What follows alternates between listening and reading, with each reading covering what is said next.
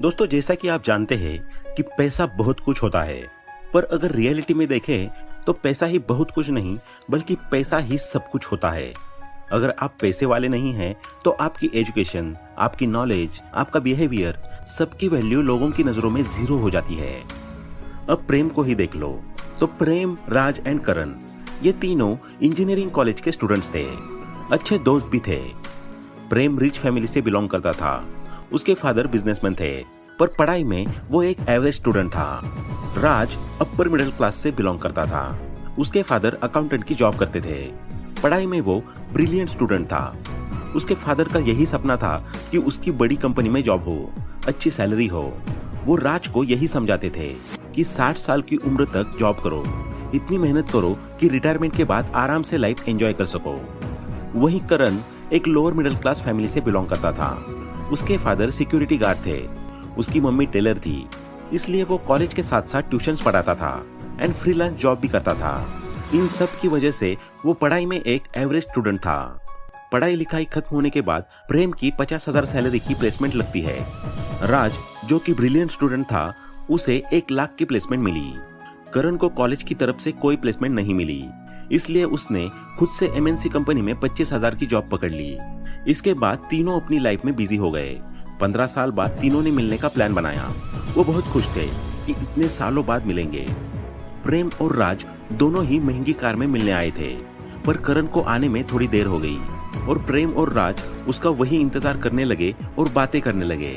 हैरानी की बात तो ये थी कि राज, जिसकी सैलरी सबसे ज्यादा थी, वो सबसे ज्यादा एजेड लग रहा था। पेट निकला हुआ, सर पर बाल नहीं, थका हुआ। बातों बातों में उसने बताया कि वो जॉब लाइफ से बहुत फ्रस्ट्रेटेड हो चुका है, लेकिन इतनी लायबिलिटीज है, जैसे होम लोन, कार लोन, बाकी कई चीजों की ईएमआई, कि वो चाह कर भी जॉब नहीं छोड़ पा रहा है। वही प्रेम एक अच्छी एंड स्मूथ लाइफ जी रहा था। उसने बताया कि वो अब अपने फादर का बिजनेस संभालना चाहता है। थोड़ी बहुत इन्वेस्टमेंट भी कर ली है जो ओल्ड एज में काम आ सके। पर इन सबसे अलग था करण। जैसे ही करण की एंट्री होती है, प्रेम और राज दोनों शॉक हो जाते हैं, क्योंकि वो एक नॉर्मल होंडा सिटी से उतरता है, अच्छे कपड़े और वेल ड्रेस्ड होकर निकलता है। सब कुछ एकदम सिंपल फिर भी एलिगेंट दिख रहा होता है। प्रेम और राज सोच में पड़ जाते हैं कि यार, इसकी तो फैमिली इनकम भी इतनी ज्यादा नहीं थी, तो इसने इन 15 सालों में क्या किया होगा। अब वैसे करण की इनकम तो ज्यादा नहीं थी, बट कॉलेज के दिनों से ही वो ट्यूशंस एंड फ्रीलांस से जो इनकम होती थी उसमें थोड़ा सा इन्वेस्टमेंट करता था। और जब करण ने कहा कि भाइयों, मैं तो इन 15 सालों में रिटायर हो चुका हूँ, तो प्रेम और राज के पैरों तले जमीन खिसक पड़ी। और सबसे ज्यादा हैरानी हुई राज को, क्योंकि तीनों दोस्तों में राज ही था जो महीने का 1 लाख रुपए कमाने के बावजूद कुछ नहीं बचा पाता था। आपको रॉबर्ट कियोसाकी की book the rich dad poor dad का कंसेप्ट तो पता ही होगा कि एक rich class and poor class का पैसों के प्रति सोचने का तरीका बिल्कुल अलग होता है। रिच क्लास और रिच माइंडसेट रखने वाले लोग पैसा कमाना भी जानते हैं और उसे इन्वेस्ट करना भी, बट मिडिल क्लास और पुअर मेंटेलिटी रखने वाले लोग सिर्फ कमाने में ही सारी जिंदगी लगा देते हैं और इन्वेस्टमेंट के बदले लायबिलिटीज को क्रिएट करते हैं। जैसे कि राज सभी दोस्तों को देखकर अपने बारे में सोचता है कि इन 15 सालों में मैंने जितना कमाया उतना खर्च कर दिया। उसने मन ही मन सोचा, 15 साल बाद मेरी 1,75,000 सैलरी है। इन तीनों में सबसे ज्यादा मैं ही कमा रहा हूँ, फिर भी मैं इन 15 सालों में कुछ बचा क्यों नहीं पाया। इस पर राज ने करण को ताना मारते हुए पूछ ही लिया कि भाई, आखिरकार तूने ऐसा क्या कर लिया कि 15 साल के अंदर अंदर तू रिटायर हो रहा है। तेरी तो सैलरी भी हम सबसे कम थी। इस पर करण ने जवाब दिया कि भाई, मेरी सैलरी भले ही तुम सबसे कम थी, पर मैं कॉलेज के दिनों से ही इन्वेस्टमेंट्स कर रहा था, जिसकी वजह से आज मेरी इनकम से कई ज्यादा मेरी इन्वेस्टमेंट्स है। इसलिए आज अगर मैं नौकरी छोड़ भी दूं तो भी मेरे बीवी बच्चे आराम से बैठकर खा सकते हैं, क्योंकि मैं वो चीज अचीव कर चुका हूँ जिसमें लोगों को पूरी जिंदगी लग जाती है, और वो है फाइनेंशियल फ्रीडम, वो भी द फायर मेथड से। करण ने बताया, फायर यानी फाइनेंशियल इंडिपेंडेंस रिटायर अर्ली। ये एक ऐसा मेथड है जिसमें आप लाइफ के कुछ ही साल काम करके एक अच्छा खासा अमाउंट इन्वेस्ट करके अपने लिए फाइनेंशियल फ्रीडम अचीव करते हो। एक ऐसी फ्रीडम जिसमें अगर आप कुछ ना भी करो और अपनी इन्वेस्टमेंट्स में से हर महीने 30-40 हजार विड्रॉ भी करो, तो भी आपका ये पैसा कभी खत्म नहीं होगा, जो सिर्फ पॉसिबल है कंपाउंडिंग से। इस पर राज ने पूछा कि भाई, आखिर ये करते कैसे हैं और कितने अमाउंट के बाद तूने रिटायरमेंट ले ली, और सबसे जरूरी बात, इन्वेस्ट कितना किया। इस पर करण ने उसे समझाया कि सबसे पहले इसके लिए तुझे समझना पड़ेगा द 4% रूल। करण ने बताया कि सबसे पहले मुझे ये देखना था कि मेरा महीने का घर खर्च कितना है, और सारे फालतू के खर्चे हटाने के बाद खर्चा आया 25,000, जो कि साल का होता है 25,000 इंटू 12, यानी कि 3 लाख रुपए। अब 4% रूल कहता है कि आपका जो भी सालाना खर्चा आ रहा है, आप उसको 4% से डिवाइड कर दो या फिर 25 से मल्टीपल कर दो।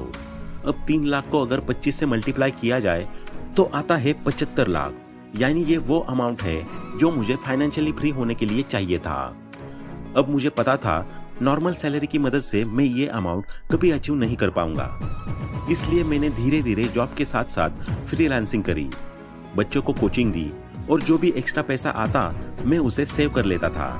और ऐसा करते करते 5 सालों के अंदर अंदर मेरे पास 10 लाख रुपए जमा हो चुके थे, जिसको मैंने स्मॉल, मिड और लार्ज कैप म्यूचुअल फंड्स में इन्वेस्ट किया, जहां से मुझे 18% तक का रिटर्न आराम से मिल जाता था।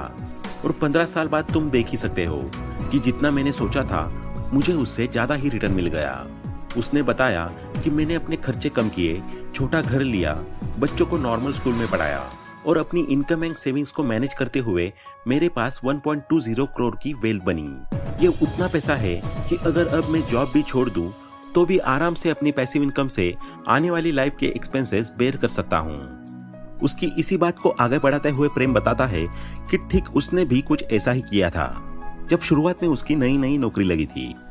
प्रेम ने राज को बताया कि उसने भी फायर मेथड के बारे में सुना था और अपनी रिटायरमेंट जर्नी तक पहुंचने के लिए उसने फॉलो किया द 15:15:15 रूल। प्रेम ने राज को समझाया कि देख भाई, तेरे पास तो एकदम से 10 लाख रुपए कहीं से आने नहीं वाले, और यही हाल मेरा भी था, क्योंकि मैं भी कॉलेज के दिनों में सिर्फ पढ़ाई और मौज मस्ती किया करता था। पर नौकरी लगने पर और जिम्मेदारियां आने पर मुझे पता चला कि इन्वेस्टमेंट्स कितनी जरूरी है, इसलिए मैंने भी करण की तरह अपना पैसा इन्वेस्ट किया, पर एक साथ नहीं। मैंने हर महीने 15,000 रुपए इन्वेस्ट किए, 15% के इंटरेस्ट रेट से 15 साल के लिए। अब अगर देखा जाए तो मेरा भी खर्चा कुछ महीने का 25,000 के आसपास ही है, तो मुझे भी अपनी रिटायरमेंट के लिए लगभग 75 लाख रुपए चाहिए होंगे। इसीलिए मैंने नौकरी के दूसरे साल से ही हर महीने 15,000 रुपए इन्वेस्ट करना शुरू किया। और तुम यहाँ देख ही सकते हो कि आज 15 साल बाद मेरा पोर्टफोलियो कितने का हो चुका है, 92,45,000, यानी जितना मैंने सोचा था उससे भी ज्यादा। यही है भाई पावर ऑफ कंपाउंडिंग, जिसको शायद मैंने और करण ने तो अच्छे से समझ लिए, लेकिन क्या तुमने कुछ इन्वेस्ट किया? राज ये सब सुन ही रहा होता है कि एकदम से बोल पड़ता है, भाई मैंने तो जीवन भर जितना कमाया उतना उड़ाने में विश्वास रखा है। जब मेरी अच्छी जॉब लगी थी तब मुझे लगा था कि मैं इसकी मदद से सब कुछ कर सकता हूँ, पर देखते देखते मेरा वो पैसा खत्म हो जाता था और मुझे लोन्स और डेब्ट्स की आदत पड़ गई। मैं सोचता था कि पैसा बचाकर कुछ घर बेच दूं और जो जो मुझे जरूरत है उसे लोन से पूरा कर लूं। मार्केट में कोई भी नया फोन आए या गाड़ी आए मुझे चाहिए होती है, इसीलिए मैं आज तक इन्वेस्टमेंट का सोच नहीं पाया। और यार, अभी मेरी बेटी का एडमिशन भी मैंने केरला के टॉप स्कूल में कराया है, जिसकी फीस 60,000 रुपीज है। और साथ ही अभी हाल ही में मैंने अपना 1 करोड़ का घर लिया है EMI पे, जिसकी मैं हर महीने 90,000 तक EMI भरता हूँ। तो भाई मेरी बीवी बच्चे खुश है, पैसा आता है, उनसे मैं अपनी जरूरतें पूरी कर लेता हूँ, अच्छी नौकरी है, तो इन्वेस्टमेंट की क्या जरूरत। राज जानता था कि वो कितना गलत है, पर फिर भी दोस्तों के सामने सर ना झुक जाए इसलिए उसने इतनी बड़ी बड़ी बातें कह दी।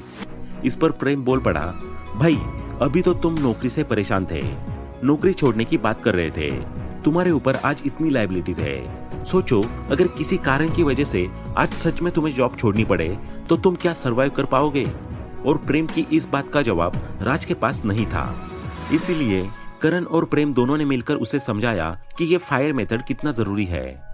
करण ने बताया कि मैंने आज जो इन्वेस्टमेंट करी है इससे मैं SWP के जरिए अपना पैसा विड्रॉल करूंगा, यानी मेरा खर्च 25-30 हजार है, पर अगर मैं महीने का 40,000 भी विड्रॉ करता हूँ तो तुम यहाँ देख ही सकते हो कि सेम उसी सिस्टम से मेरे पास अगले 5 साल, 10 साल या 20 साल तक भी ये पैसा कभी खत्म नहीं होगा, उल्टा और भी ज्यादा कंपाउंड होता चला जाएगा। ठीक इसी तरह प्रेम का भी फाइनेंशियल फ्रीडम का फंडा यही है, पर तुम्हें ना चाहते हुए भी अपनी लाइफ के 60 साल तक काम करना पड़ेगा। और जितना कर्ज और जो स्टैंडर्ड ऑफ लिविंग तुमने बनाया है वो मेंटेन करने के लिए तुम्हें बहुत मेहनत करनी पड़ेगी और तुम चाह कर भी अपनी नौकरी नहीं छोड़ पाओगे। बल्कि मैंने तो अपने बच्चों के लिए पहले से SIP प्लान्स करना शुरू कर दिए हैं। हर महीने मैं अपने बच्चों के नाम 5-5 हजार की SIP करता हूँ, ताकि जब मेरे बच्चे बड़े हो, उनको अपने कॉलेज के लिए, अपनी पढ़ाई के लिए पैसे चाहिए हो तो वो इस पैसे का सही यूज कर सके और उन्हें किसी पे डिपेंडेंट ना होना पड़े। यही सही मायनों में फाइनेंशियली फ्री लाइफ का मूल मंत्र है। तो प्रेम, राज एंड करण की स्टोरी से एक बात क्लियर है कि हम 60 साल तक काम करने के बाद आराम से बुढ़ापा काटने की प्लानिंग करते हैं, पर लाइफ को एंजॉय करने में, सारी लग्जरीज हासिल करने में हम अपने आप को इतने गहरे गड्ढे में ढकेल देते हैं जहां से सिर्फ frustration, workload, tensions, physical and mental stress ही सामने आता है। और यही स्ट्रेस बुढ़ापे में आपको ले जाते हैं कई बीमारियों की तरफ और फिर शुरू होता है मेडिकल ट्रीटमेंट का अनलिमिटेड गेम, जो हमारी सारी सेविंग्स, प्रोविडेंट फंड्स को खत्म कर देता है और सोचने पर मजबूर कर देता है कि जीवन में हमने कोई गलती तो नहीं की। लेकिन हम करण के एग्जाम्पल से समझ सकते हैं कि मिडिल क्लास थिंकिंग रखकर कम सैलरी में भी इन्वेस्टमेंट्स करके पैसिव इनकम क्रिएट की जा सकती है और एक ऐसा नंबर अचीव किया जा सकता है जहां से आप बिना कुछ काम किए भी हर महीने 40,000 से 50,000 विड्रॉ करें तो भी अगले 15-20 साल तक आपका पैसा खत्म नहीं होगा।